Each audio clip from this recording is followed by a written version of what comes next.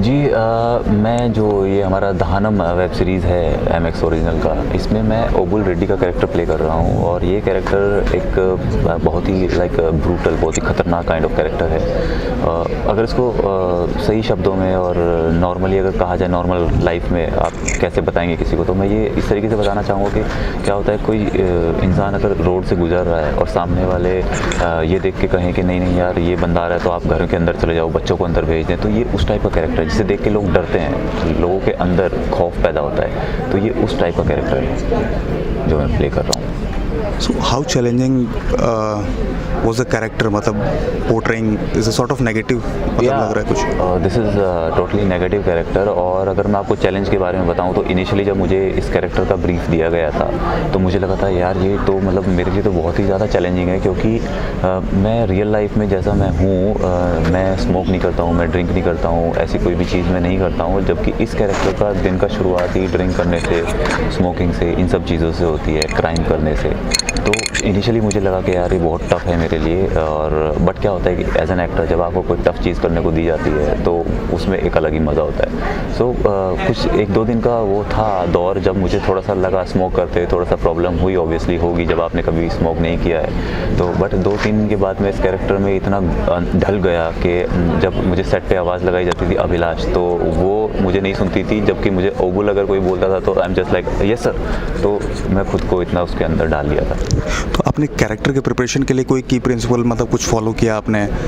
मतलब जी इस कैरेक्टर के लिए ऐसा कुछ खास वर्कशॉप या ऐसा कुछ नहीं किया मैंने, बट हाँ इस कैरेक्टर के लिए मैंने अपने आप को मानसिक रूप से तैयार किया। मानसिक रूप क्या होता है कि जब आप एक कैरेक्टर को आप बार बार उसकी ब्रीफ को समझते हैं ना, उसको अपने दिमाग में इस तरीके से आप पढ़ के उसके बारे में सोच के यार ये कैरेक्टर इस तरीके से सामने वाले को देखता है, ये कैरेक्टर की सोच ऐसी है, ये कैरेक्टर ऐसे चलता है, ये कैरेक्टर वैसे करता है। तो क्या होता है कुछ शुरू के 3-4 दिन ऐसे होते हैं कि जब आप नींद में भी ना उसी कैरेक्टर के बारे में सोच रहे होते हो। तो I was like that only. और मैं हर एक कैरेक्टर जब भी मुझे आज तक जो भी मैंने काम किए हैं ना, जो भी मुझे कैरेक्टर्स मिले हैं, तो मेरा वैसे ही होता है। स्टार्टिंग के जो मेरा शूट शुरू होने से पहले का जो फेज़ होता है ना, मैं अपने आप यकीन नहीं करेंगे कि मेरे सपनों में भी मैं उसी के बारे में सोचता रहता हूँ और मुझे सपने भी उसी टाइप में आते हैं कि यार मैं इस कैरेक्टर के बारे में पढ़ रहा हूँ, सोच रहा हूँ, मैं प्ले कर रहा हूँ, उस कैरेक्टर को कैसे प्ले कर रहा हूँ। तो वो 3-4 दिन का जो इनिशियली मेरा स्टार्टिंग का फेज़ होता है ना, वो मेरा फेज़ होता है थोड़ा चैलेंजिंग और वही मेरी प्रिपरेशन होती है। उसके बाद फिर एकदम सब स्मूथली होता जाता है और उस कैरेक्टर के अंदर मैं खुद को डाल लेता हूँ।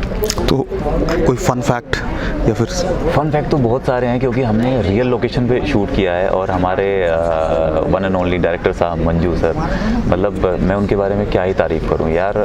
इतना कूल इंसान, इतना कूल डायरेक्टर मैंने आज तक नहीं देखा, रियली मैं बताऊं। क्योंकि हमेशा जब आप 3-4 महीने जैसे लंबे शेड्यूल पे जब आप काम करते हैं ना, तो हर फिल्म या हर वेब सीरीज़ में कहीं ना कहीं ऐसे 1-2 चांस ऐसे आते हैं कि यार वो कूलनेस कहीं गायब हो जाती है। कुछ ऐसा हैक्टिक शेड्यूल कह लो या फिर कुछ ऐसी चीज़ें कह लो कि वो कामनेस, वो कूलनेस जो होती है, वो एनवायरनमेंट थोड़ा सा ऐसा टेंशन में आ जाता है। बट यहाँ पे बिलीव मी पूरे 2.5-3 महीने के शेड्यूल में कहीं एक बार भी एक ऐसा पॉइंट नहीं आया कि हमारी वो एनवायरनमेंट जो था वो कहीं थोड़ा हैक्टिक हुआ हो या कुछ ऐसा हुआ हो। नहीं, पूरा एकदम स्मूथली सब कुछ स्टार्ट टू एंड इतना स्मूथली चला। और इतना लाइक ऐसे माहौल में, इतनी गर्मी थी वहाँ पे, हम लोगों ने इतना इन्जॉय किया वहाँ पे। चाहे वो हमारे वो जिस गाँव में हमने शूट किया वहाँ के लोगों से हमारा मेल जोल हो, उनका इतना प्यार हमें मिला और वहाँ पे हमारे इतने यार दोस्त बन गए। जबकि वो लैंग्वेज बार था बीच में, उसके बावजूद भी हम उनकी भाषा नहीं समझ पा रहे थे, वो हमारी नहीं समझ पा रहे, फिर भी वो हमारे इतने अच्छे दोस्त बन गए कि मतलब अभी तक भी उनके फ़ोन्स आते हैं, हम बात करते हैं एक दूसरे से।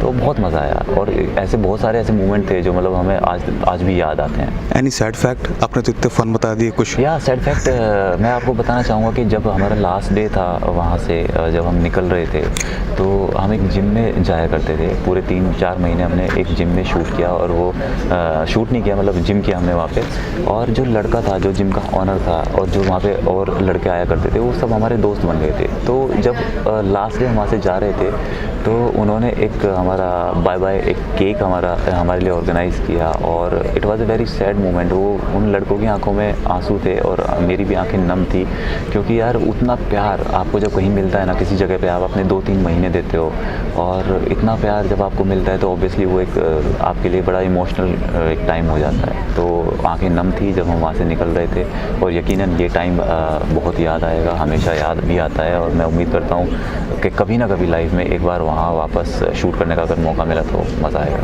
फिल्म की शूट के दौरान कभी कोई इमोशनल या मेंटल बैरियर जो आपने चैलेंज मतलब जो आपको लगा हो चैलेंजिंग? बहुत सारे सीन्स थे जहाँ पे लाइक लगता था कि यार ये तो थोड़ा चैलेंजिंग है और इमोशनली भी कुछ ऐसे सीन्स थे क्योंकि बट उनके बारे में डिटेलिंग में मैं आपको अभी नहीं बता पाऊँगा क्योंकि अगर मैं वो सीन ही डिस्क्लोज कर दूँगा तो फिर मज़ा ख़राब हो जाएगा। बट ऐसे बहुत सारे मोमेंट आए जहाँ पे मतलब क्योंकि इस कैरेक्टर के साथ लाइक बहुत सारी चीज़ें जुड़ी हुई थी। ये कैरेक्टर जितना ब्रूटल था उतना ही इसके कुछ ऐसे सीक्वेंस भी थे जैसा कि मैंने आपको बताया ये मेरे एकदम अपोजिट था मेरे रियल लाइफ के। तो बहुत सारे ऐसे मोमेंट आए जो बट मैं अभी आपको मतलब डिस्क्लोज नहीं कर सकता वो सारी चीज़ें कि वो किस मोमेंट को लेके थे वो सारी चीज़ें। Okay, thank you very much again, आपको बहुत सारी बधाइयाँ। Thank you, thanks a lot.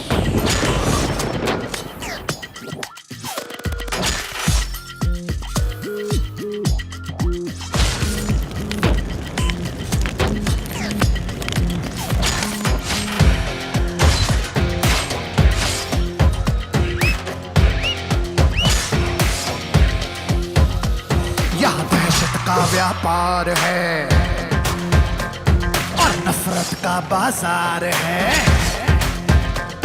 यहाँ दहशत का व्यापार है और नफरत का बाजार है। मौत हवा में बहती है और मिट्टी भी खूंखार है। पानी से सस्ता खून है, सबका अपना कानून है। अंगार सबकी आंखों में और धरती लहू रुहान है। दहनम दहनम ये दहनम दहनम दहनम दहनम ये दहनम दहनम